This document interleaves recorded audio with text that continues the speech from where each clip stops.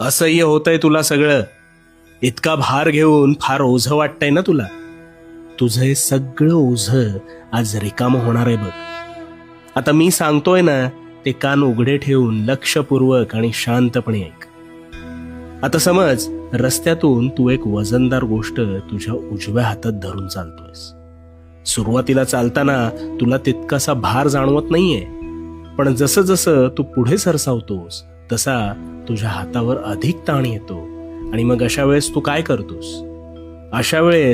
काय करतोस तर ती गोष्ट तात्पुरती का होईना खाली ठेवतोस अथवा दुसऱ्या हातात घेतोस. का?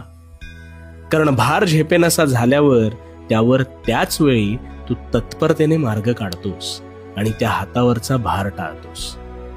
मग यातून काय कळलं? ज्यावेळी भार होतो असं वाटतं त्यावेळी त्याच वेळेस